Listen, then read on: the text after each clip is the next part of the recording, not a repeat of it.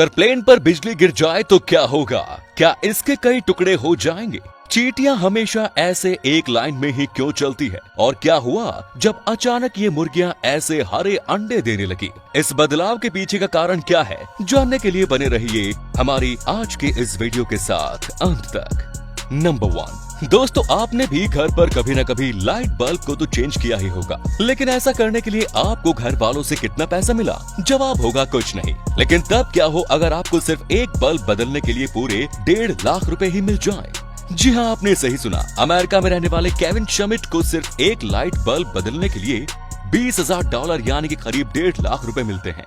लेकिन ये काम उतना ही आसान नहीं है जितना कि सुनने में लगता है, क्योंकि ऐसा करने के लिए केविन को जमीन से करीब 1500 फीट की ऊंचाई पर जाना पड़ता है, जहां पर छोटी सी गलती भी कोई गुंजाइश नहीं बचती। केविन की तरह ही दुनिया में ऐसे बहुत से लोग हैं जो कि इस काम को अंजाम देने के लिए 15 से 20 लाख रुपए तक भी चार्ज करते हैं। ये काम दुनिया की सबसे हाई पेइंग जॉब्स में से एक है। नंबर 2, भारत समेत दुनिया भर में अंडों का व्यापार बड़े पैमाने पर किया जाता है और इन अंडों को तोड़ने पर उनके अंदर से पीली जर्दी निकलती है। लेकिन क्या आपने कभी हरे रंग की जर्दी वाला अंडा खाया है? जी हाँ, आपने बिल्कुल सही सुना। केरल में रहने वाले AK शिहाबुद्दीन एक पोल्ट्री फार्म के मालिक है और वो तब हैरान रह गए जब उनकी मुर्गियां अचानक से हरे रंग के अंडे देने लगी, जिसके बाद उन्होंने उन अंडों के पिक्चर्स को अपने फेसबुक अकाउंट पर साझा किया और देखते ही देखते ये खबर पूरे देश में आग की तरह फैल गई और कुछ एक्सपर्ट्स शिहाबुद्दीन की मुर्गियों पर रिसर्च करने के लिए उनके पास आ पहुँचे।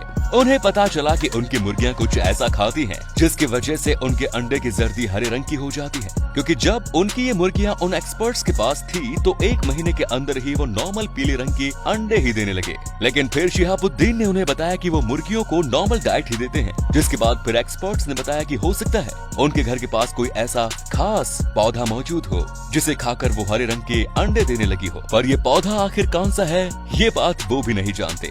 नंबर 3, दोस्तों आप सभी ने भी चींटियों के झुंड को खाना ले जाते हुए देखा ही होगा, लेकिन क्या आपने कभी सोचा है कि ये चींटियां हमेशा एक लाइन में ही क्यों चलती हैं?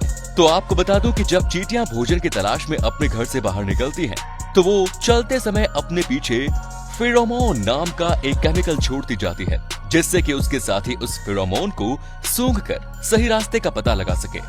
फिर उस चींटी का पीछा करने वाले बाकी की चींटियां भी पीछे उसी फेरोमोन नाम की केमिकल को छोड़ती जाती हैं और ये साइकिल ऐसे ही तब तक चलता रहता है जब तक कि वो सारे भोजन को वहां से ले जाकर अपने घर में स्टोर ना कर दें। और हाँ, चींटियों के हर एक ग्रुप का अपना एक अलग गंध का फेरोमोन होता है, जिससे वो अपना इलाका भी निर्धारित करती है। नंबर 4, मिरर टच सिंथेसिया एक ऐसी बीमारी है जिससे ग्रस्त व्यक्ति अपने सामने मौजूद किसी भी व्यक्ति को छूने भर से ही उसको होने वाले दर्द को महसूस कर सकता है। और अमेरिका में रहने वाले डॉक्टर जोएल सैलिनास भी इसी रेयर बीमारी से ग्रस्त है, जिसकी वजह से ये डॉक्टर जब भी किसी मरीज को छूते हैं तो उनका दिमाग उस व्यक्ति को होने वाले दर्द को महसूस करने लगता है। अब इसे कोई बीमारी कहा जाए या फिर किसी तरह की सुपर पावर, ये फैसला आप खुद ही कर लीजिए।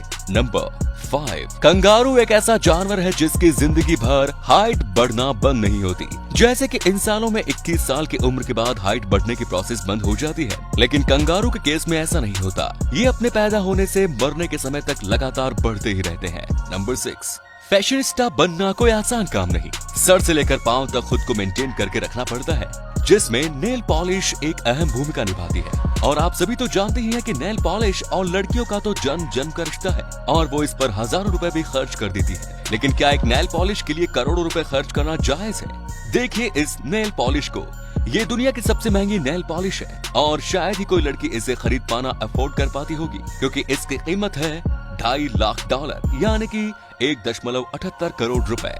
और ऐसा इसलिए क्योंकि इसके निर्माण के लिए 267 रियल ब्लैक डायमंड का इस्तेमाल किया गया है।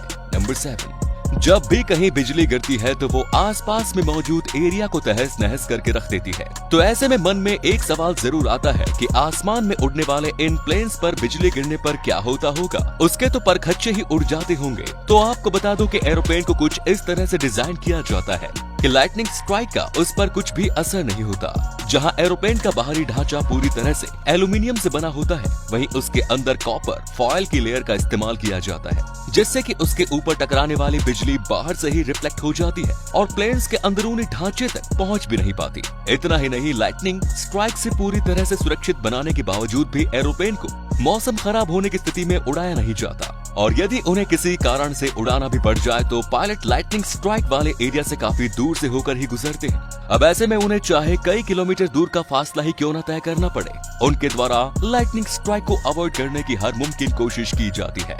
अगर ये वीडियो अच्छी लगी तो इसे शेयर करना ना भूलें और ऐसे ही और भी अमेजिंग वीडियोस को लगातार देखते रहने के लिए यूनिवर्स एडवेंचर के साथ जुड़े रहिए। धन्यवाद।